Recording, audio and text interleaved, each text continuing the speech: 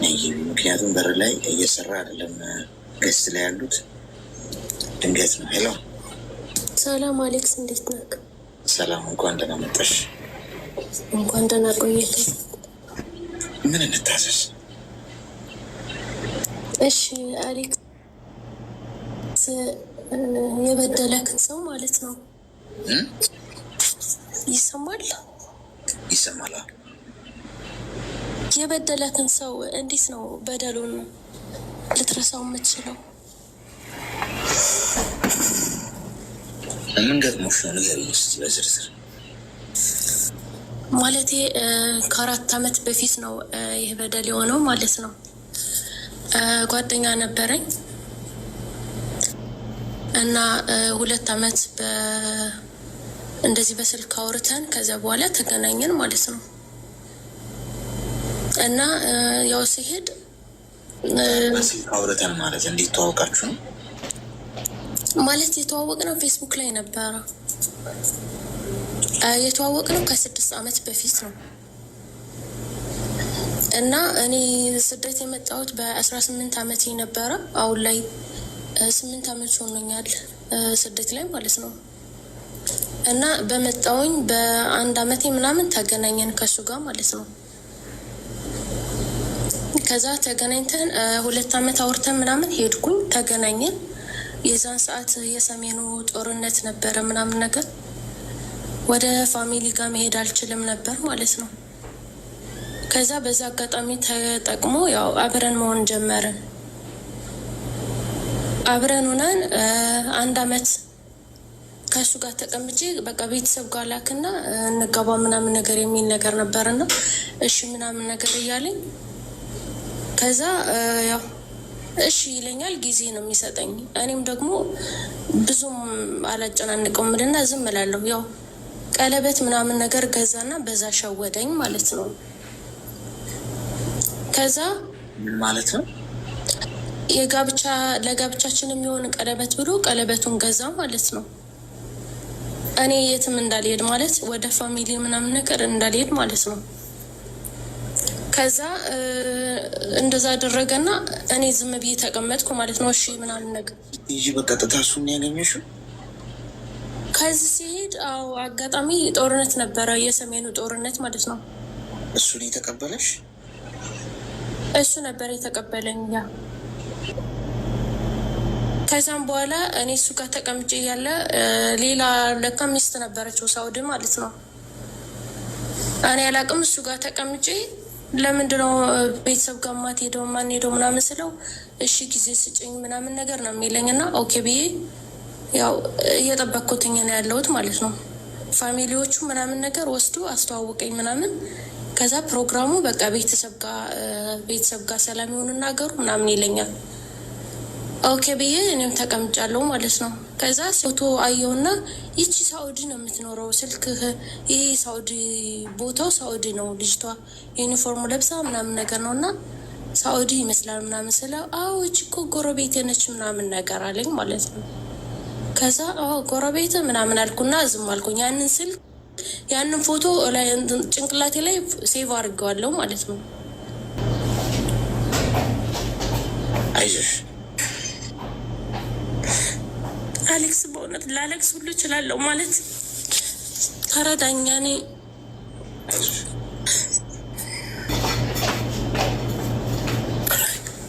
ከዛም በኋላ ይቅርታ በጣም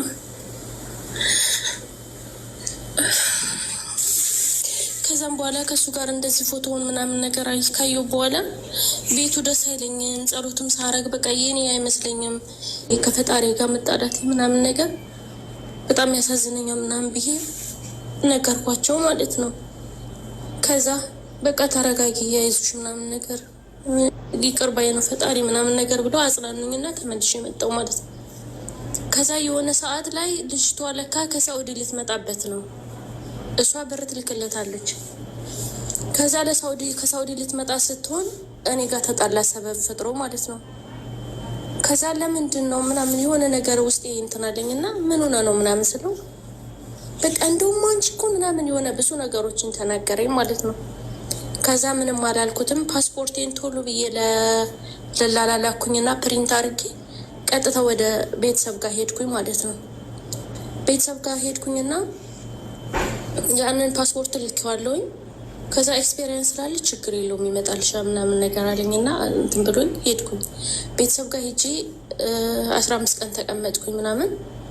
ከዛ በ16ኛ ቀኔ ግሸን ማርያም ሄድኩኝና እንደው እመቤቴ ከዚህ ሰውዬ በቃ ገላገኝ፣ እኔ ቤት አይደለኝም እና በቃ ምናምን ብዬ አለቀስኩኝና በ18ኛው ቀኔ ለሜዲካል ተጠራው ማለት ነው። ከዛ ለሜዲካል ስጠራ ተመልሼ ወደ አዲስ አበባ መጣውና ሜዲካሌን ሰጥቼው ምናምን ለሱም አልነገርኩትም። እዛው ቤት ተመለስኩኝ ማለት ነው። ከዛ እዛው ቤት እንደተመለስኩኝ ምናምን ልጅቷ ብር ትልካለች፣ እኔ ደግሞ ብር አልሰጠውም። ገባክ? እኔ ምንም ነገር እንደሌለኝ ነው የሚያውቀው። ፋሚሊ ጋር ምናምን ያለው ነገር ነው አያውቅም። ከዛ እንትን አለኝ ቀጥታ ፓስፖርቴን እኮ ልኬ እንደዚህ ነው ምናምን ነገር አልኩት። ምክንያቱም 3 ቀን ነው የቀረኝ ወደ ዱባይ ልመለስ ማለት ነው። ከዛ ማለት ምንድን ነው ምናምን ሲለኝ አይ እንደዚህ ነው፣ አንተም እዚህ ትሰራለህ እኔም እሰራለሁ፣ ከዚህ ስመጣ እንገባል ምናምን ነገር አልኩት ማለት ነው። በፍጹም አይሆንም ምናምን ብሎ የሆነ ብዙ ነገሮችን እንትን አለ፣ ያኔ አክት አረገ ማለት ነው። ከዛ ዝም ብዬ መጣሁ ምናምን። ጓደኞቹ ፋሚሊዎቹ ምናምን እንዴት አንተ ሰርተህ ማኖር አቅቶህ ነው ምትልካት ምናምን ነገር እያሉ ይሉታል ማለት ነው። ከዛ በዛ የተነሳ እንደዚህ ሲለኝ ሊመታኝ ሁሉ እንትን አለ ማለት ነው። ያው በራራይ እንደ ነገ ሊሆን እንደ ዛሬ ማለት ነው። ከዛ ወጥቻ አደርኩኝ ከቤት ወጥቻ አደርኩኝና ፓስፖርቴን ብቻ ይዤ የምቀይራቸውን ልብስ ይዤ ቀጥታ ወደ ደለላው ጋር ደውዬ ወደ ዱባይ ተመለስኩ ማለት ነው።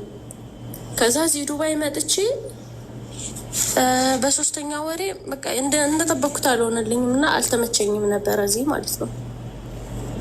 ከዛ አልተመቸኝም እና ስልክ ቁጥሬን እሱ ጋር ነበረ ሲም ካርድ ያለው። ከዛ ልጠፋ ወሰንኩ ማለት ነው። ሮመዳን ነበረ፣ ልጠፋ ወሰንኩኝ። ከዛ ልጠፋ ነው እንደዚህ እና ሲም ካርዱን አንተ ጋር ስለሆነ ምናልባት ኮድ ሲመጣልክ ትነግረኛለህ፣ ከዚህ ጋር ሎኬሽን እንዳያሳይብኝ ላጠፋው ነው ምናምን ነገር አልኩትና አጠፋሁት ማለት ነው። ከዚህ ሎኬሽን እንዳይልክብኝ ብዬ ከዛም በኋላ ወጣሁኝና ከዛ ቤት ወጥቼ ጠፍቼ ሌላ ቦታ ገባሁ ማለት ነው። ህገ ወጥ ሆንኩኝ ማለት ነው። ከዛ ኢሞ ከፍቼ ቀጥታ ኮዱን ንገረኝ ምናምን ብዬ በጓደኛ ስልክ ደውዬለት ኮዱን ነገረኝና ከፈትኩበት ኢሞውን። ለካ ያንን ኢሞ እሱም ከፍቶበታል የኔን ማለት ነው። ከዛ ምን ሆነ መሰለክ የእሱ ኢሞ ከዛ ፕሮፋይል አረገችውና እንዴ ባሌ እኮ ነው 2 ዓመት ሙሉ ደግሞ ዜን ምልክለት እኮ ለሱ ነው ምናምን ነገር አለችኝ ማለት ነው። የኔ እናት ብር የሚባል የለሽም እንዳታስቢው፣ እኔ አብሬው ነበር የኖርኩትኝና እንዳታስቢው፣ እኔ ላጣላሽ ላለያይሽ ፈልጌ አይደለም፣ እኔ ከህይወቱ መውጣት ትችላለሁ፣ አሁንም ችግር የለብኝም እና አንቺ ደግሞ የራስሽን ውሳኔ እንድትወስኝ ነው ምናምን ነገር አልኩና የኔንም የሱንም አንድ ላይ ያለውን ፎቶ ቤት ውስጥ ምናምን ያለውን ነገር በሙሉ ላኩላት ማለት ነው። ከዛ ይችል ታጣላይ ነው የመጣችው ምናምን ትልና ብሎክ ታረገኛለች። ከዛ ብሎክ አረገችኝና ተመልሳ ፈታችው ያን ብሎክ ማለት ነው። ከዛ እህቴ ተረጋጊ፣ አንቺ ማረብ ሀገር ነሽ እኔም ማረብ ሀገር ነኝ፣ ሰው እንነጋገርና ይህን ሰው በቃ ከህይወትሽ አስወጪው ምናምን ነገር ስላት እሺ ብላ አወራችሁ ማለት ነው። እኔም እሷም ለእኔ የሚያወራኝን ወሬ የጋብቻ ወረቀት ይኸው ያላገባ የሚል አውጥቻለሁ ይላትና ይልክላታል ለሷ ማለት ነው። ለእኔም ይልክልኛል። ከዛ የተወሰነ ጊዜ አወራ ነው እና እኔ እና እሷ ቤስት ፍሬንድ ሆናን እያወራን እያለ አወራ ነው እና ከዛ በኋላ እሷ ያው ፍቅር ስላለበት ትታረቀዋለች ማለት ነው። ከዛ ትታረቀውና እኔ ደግሞ ከህይወታቸው ወጣሁ። ገባክ? ያለውን ነገር ምናምን ቤት ውስጥ ያለውን ነገር ምን ይለኛል፣ የ1 ዓመት የቤት ክራይ ክፈይና እቃሽን ውሰጂ አለኝ ማለት ነው። ከዛ እኔ እቃውንም አልፈልገውም፣ የ2 ወር ደሞዜ መግዛት እችላለሁ፣ ችግር የለውም፣ መልካም ህይወት ይሆንልክ፣ ግን በቃ ልጅቷን እንዴት ነው የምታኖራት ምናምን ነገር አልኩት ማለት ነው። ታማኝ ሆነህ ከእሷ ጋር መቀጠል ትችላለህ፣ ከኔ ጋር አልፈልግም ምናምን አልኩት። ከዛ ብሎ ካረኩት ስልክ እየቀያየረ ይመጣል። መልሰውንም ይቅርታ ይለኛል፣ በእግዚአብሔር ይቅርታ ይለኛል፣ ምን ይለኛል። ግን በቃ እኔ ከውስጤ አሉ ሌላም ሰው መቅረብ አልቻልኩም። እኔ ጋር ተቀምጦ እሷ ጋር ሽንት ቤት ሆኖ የሚያወራት ወሬ ምናምን ስትነግረኝ የሆነ ውስጤ ሰላም አጣ። ማለት ሌላም ሰው ማመን አልቻልኩም። አይደለም ወንድ ሴት ማመን አልቻልኩም። አንዳንዴ ገንዘብ ቢኖረኝ ምን ይሰራልኛል? አንደኛ ከፈጣሪ ተጣልቻለሁ በንጽህና የዙሪያ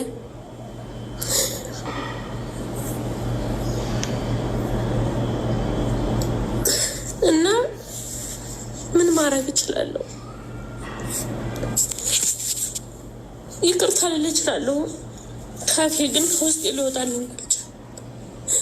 ፍቅሩ አይደለም በደሉ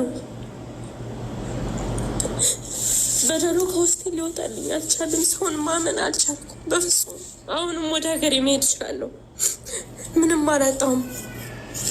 እግዚአብሔር ይመስገን ባለኝ መስራት እችላለሁ። ህይወቴ ለእኔ ቤተሰቦችም 26 ዓመት ሆኖኛል እድሜ ማለት ነው። ቤተሰቦቼ ነይ ይሉኛል። ምን ትፈልጊያለሽ ከዚህ በኋላ ነይ ይሉኛል። ግን አንዳንዴ ህይወቴን ማጥፋት እፈልጋለሁ። አንዳንዴ ደግሞ ከፈጣሪ መጠላት የመራራቂ ከሱ ጋር ያሳዝነኛል። እና ሰውን ማመን አልቻልኩም። አሌክስ በእውነት ነው የምልክ። ኢቨን እነዚህ አረቦቹ ጋር እየኖርኩኝ ማመን አልችልም።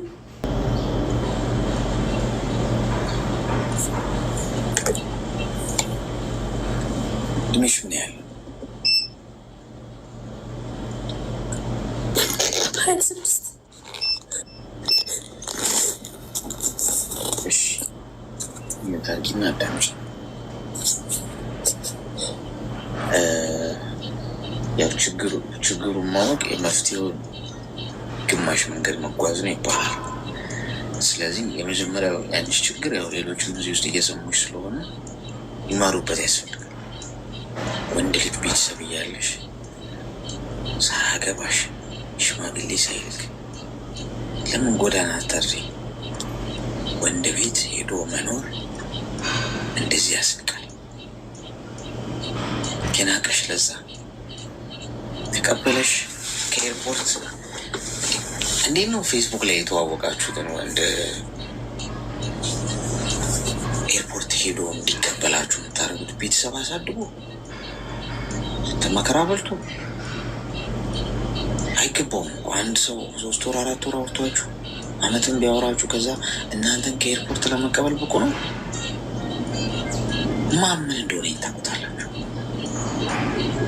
ምን እንደሆነ ማንም ሰው ማንንም እዚህ ምድር ላይ ማመን አያስፈልግም።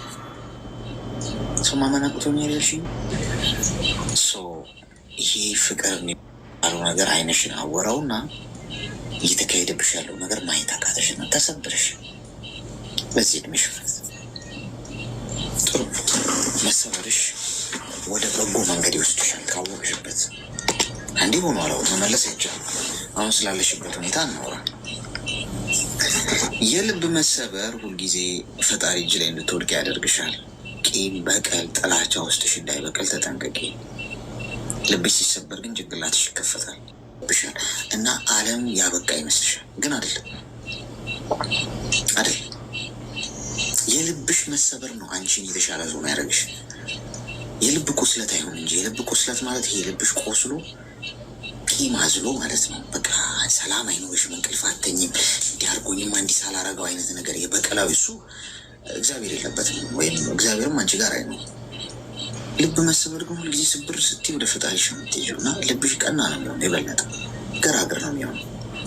ትረጋጊ። እሱንና እሱን የተመለከቱ አካባቢዎች በሙሉ አትገኝም። ስልክሽ ላይ የእሱንና የእሱ ነገሮች በሙሉ አጥፊ። ይቅርታ ምናምን እሱን ታዩ። ይቅርታ እያለሽ ያለው ድጋሚ እንዴት አላረድኳትም ነው። ገብቶሻል? የጀመረው ሊጨርስ ነው የመጣው። አንቺን አፍቅሮሽ አይደለም። ተመልሰሽ ወደ ሰው ሀገር ስለመጣሽ እና ገንዘብ መስራት ስለጀመርሽ እንደገና አማርሽ ሊገነጠልሽ ማለት ነው። ያችኛዋን ደግሞ አሁን ቤቱ የገባችውን ደግሞ እንደው ቤሄደችልኝ እያለ ነው። እንዲህ ነው። እሺ እንዲህ አይነት ሰው ገብቶሻል? አቋም የለው ያለሽ ነቅለሽ አውጪው። ከዛ ላይ ጀምሮ ነቅለሽ የምታወጪው የመጀመሪያው ስቴፕ የእሱን ነገሮች በሙሉ ከስልክሽ ላይ አጥፊ።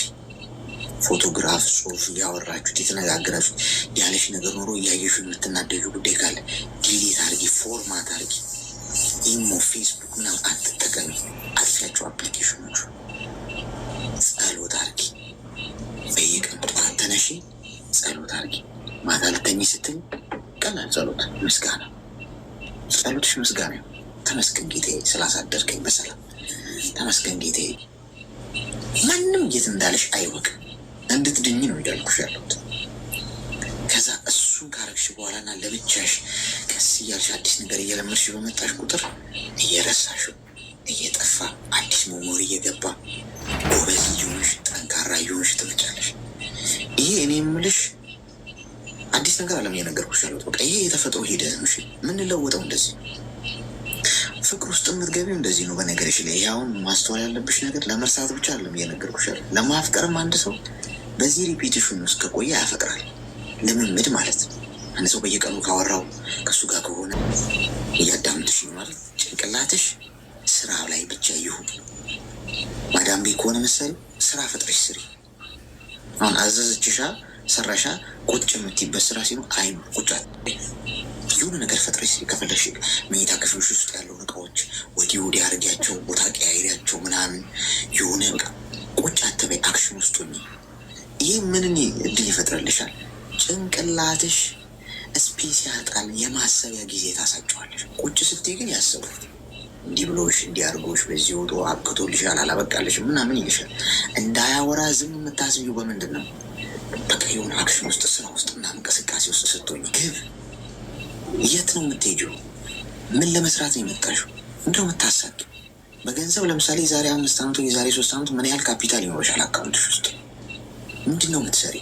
ሱቅ ትከፍቻለሽ የዛሬ 3 ዓመት። የራስሽ ቢሮ ይኖርሻል። የራስሽ መኪና ይኖርሻል። የራስሽ መሬት ትገዣለሽ። ቅርስ ታፈሪያለሽ።